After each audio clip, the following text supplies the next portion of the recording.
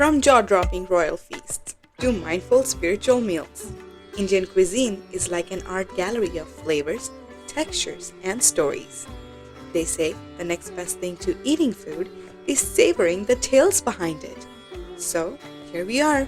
I'm your host Ankita, and you are listening to Beyond Butter Chicken. Welcome, welcome, welcome. Welcome, listeners, to season 2 of Beyond Butter Chicken.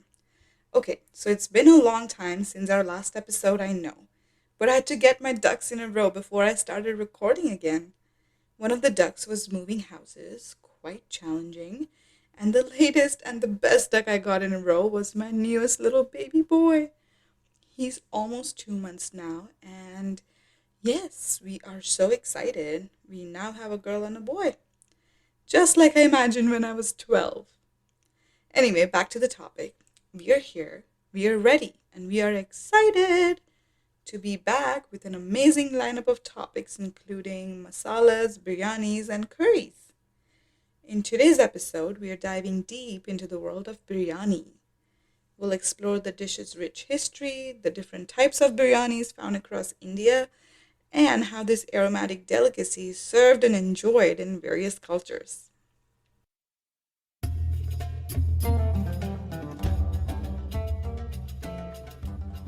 So what exactly is biryani? At its simplest, it's lamb or goat cooked with rice and spices. As food expert and historian Pushpesh Pant notes, biryani is the quintessential celebratory dish in India. It's a sublime one-dish meal that dazzles the senses with its fragrant spices and tender meat. Biryani might have its roots in West Asia, but this beloved dish was probably invented on the Indian subcontinent hundreds of years ago.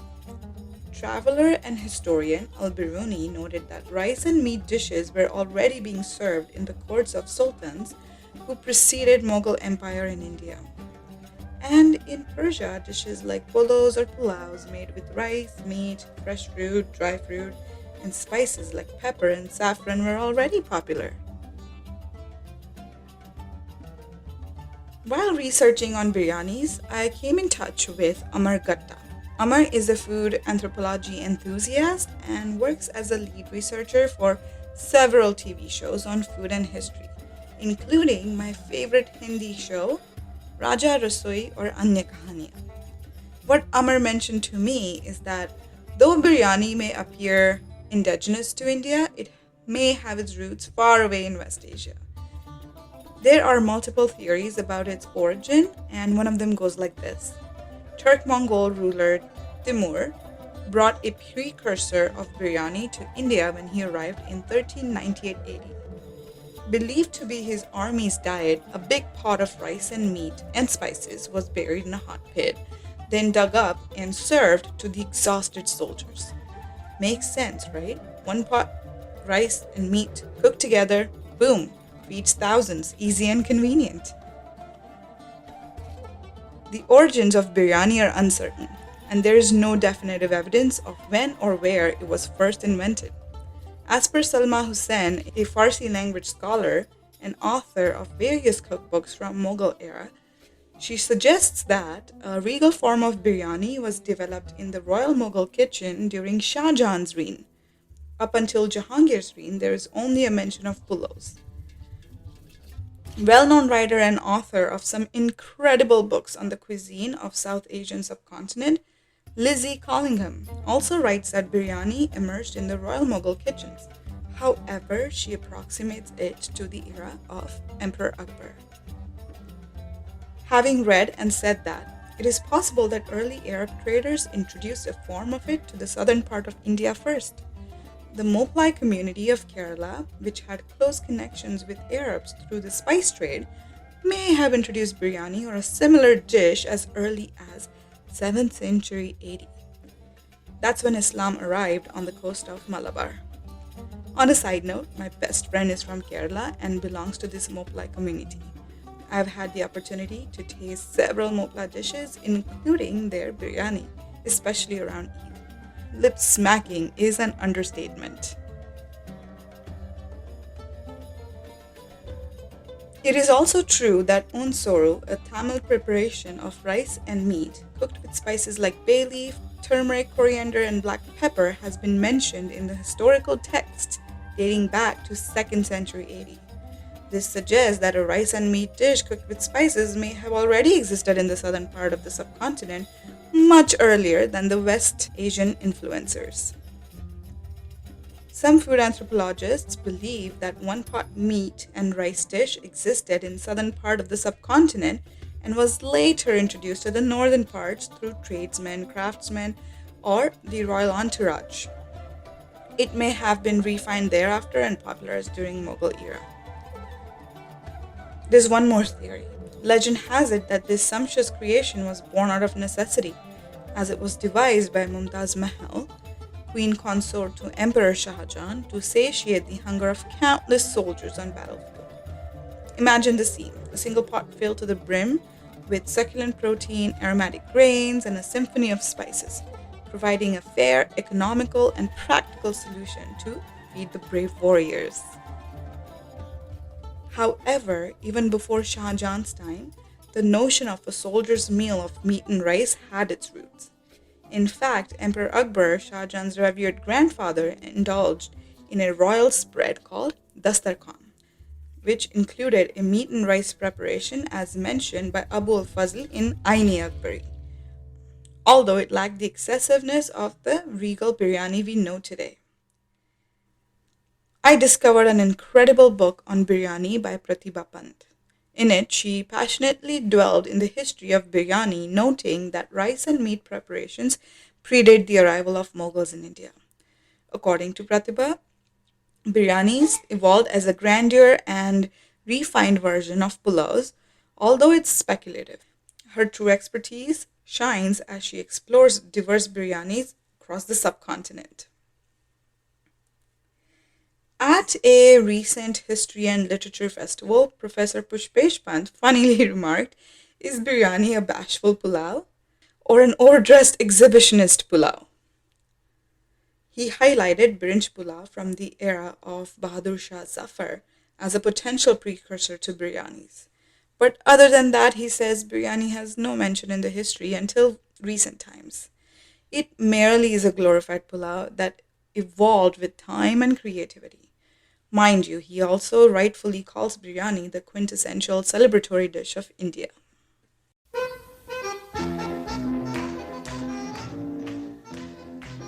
The royal biryani came to life with tender lamb or goat meat, expertly cooked with onions and a symphony of aromatic spices, including pepper, cumin, coriander, cinnamon, and the luxurious touch of saffron.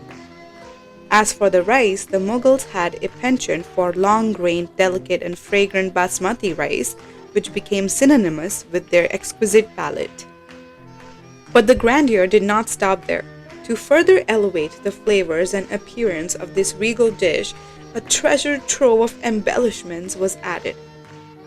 Think luscious dry fruits, both sweet and tart, vibrant mint, the essence of roses, and the enchanting aroma of screw pine, also known as kevra extract. And for that extra touch of opulence, edible silver or silver work adorned the biryani, turning biryani into a virtual masterpiece. To achieve the pinnacle of flavor, biryani was prepared with utmost care. It was cooked low and slow, allowing the tantalizing blend of ingredients to infuse and melt together, creating a sensory symphony that would leave even the most discerning palate in awe. The process of dum involved cooking biryani over burning charcoal, ensuring every bite was infused with the smoky essence of perfection. Thus, biryani is nothing short of a timeless masterpiece.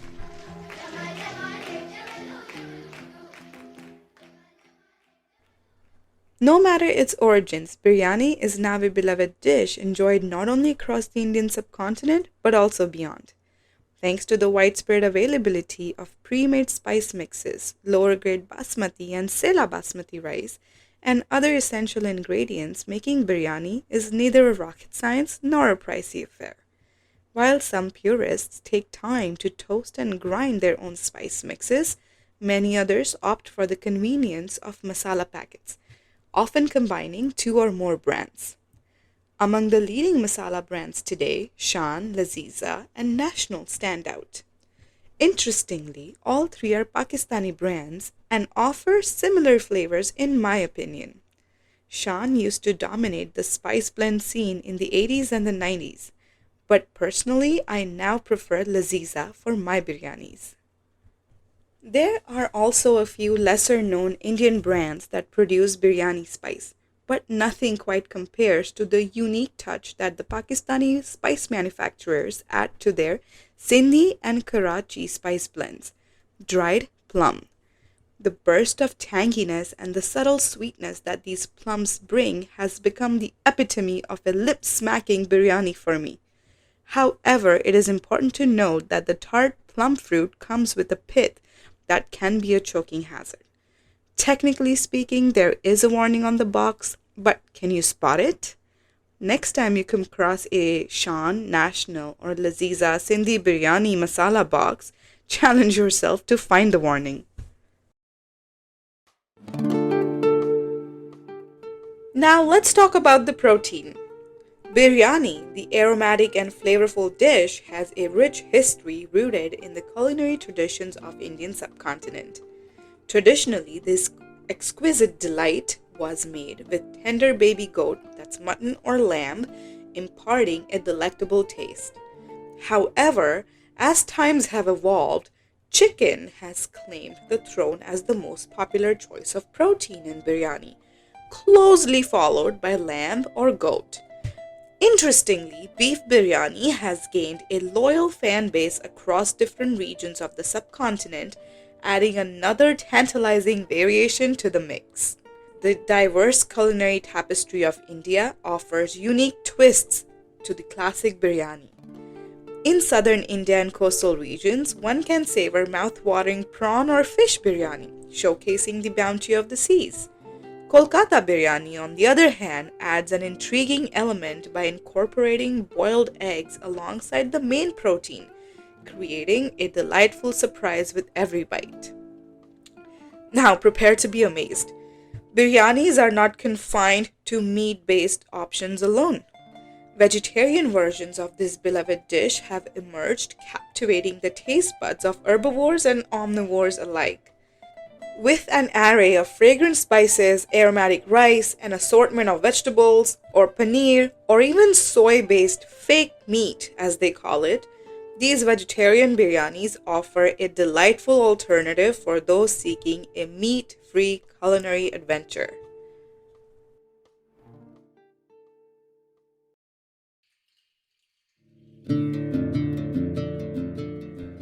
Now let's discuss rice.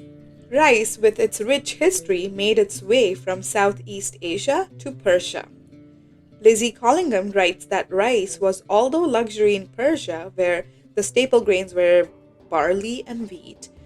When rice was eaten in Persia, it was prepared as the centerpiece of the meal rather than as a side dish. Although the exact timeline remains elusive, it was prepared in a dish similar to pulao called pulo, cooked with meats and lamb. This gives us the word pulao or pilaf, and biryan, a Turkish word meaning food that is roasted, boiled, grilled, or baked, gave birth to the term biryani itself. Interestingly, the Persian word for rice, birinj, could possibly be linked to the etymology of word biryani as well. Speaking of Persia, or present-day Iran, let's explore two traditional ways of cooking rice: polo and chalo. Polo combines spices, meats, and onions, creating a flavorful medley. On the other hand, chalo refers to plain rice served alongside stews or kebabs. These elaborate pulos were once the favorite dish of the aristocracy, often adorned with edible gold, silver, and hand-carved vegetables, or even piped rice flour paste resembling icing. Historian Salma Hussain recounts how certain pulos used vegetable dyes for visual appeal, while others showcased almonds carved to resemble rice grains, and some were even decorated with pearls, air quotes, made from egg whites and edible silver. As Colleen Taylor Sen writes in her book, pulao had a special place among the aristocracy's favorite dishes. In Iran, there exists a traditional preparation called tahdeg. This method involves forming a crispy layer of rice at the bottom of a large pot called deg. While rice is a popular choice for tahdeg, bread or potatoes can also be made crunchy using a similar technique. As deg sits atop flames, the rice, bread, and potatoes are fried, creating a flavorful, crunchy layer at the bottom. Combined with fruits, nuts, spices, this crunchy rice adds an additional layer of texture and flavor, making it so desirable. In the present day, when it comes to biryani or pulaus, both within and outside of India, prestigious long-grain basmati takes the center stage. However, certain regional preparations deviate from the norm using short grain rice, such as thalassery biryani, ambur biryani, or even kozhikode biryani. Nevertheless, most commercial preparations opt for sela rice, a parboiled long grain variety. While it may take slightly longer to cook than basmati, sela rice is easier to handle and has a firmer texture that withstands overcooking. It remains fluffy and firm for longer durations, all while being more cost effective. Sela rice is a cultivar of basmati that undergoes partial cooking with the husk on, followed by drying and sometimes elongation. This process renders it sturdier compared to pure basmati rice. Now, if you're preparing biryani or pulao at home, here's a valuable tip. Opt for aged basmati rice. Now you ask, why aged? Well, the key to achieving that fluffy, non-sticky, fragrant, long grain lies in starting with a good quality aged rice. Aging further dehydrates rice, imparting a slight yellowish tinge. Each rice variety possesses unique qualities and cultural importance, often tied to its nutritional profile. Basmati, for instance, boasts around 5 or 6 different varieties that are grown in the northern parts of Indian subcontinent. And when aged, basmati rice becomes wonderfully aromatic.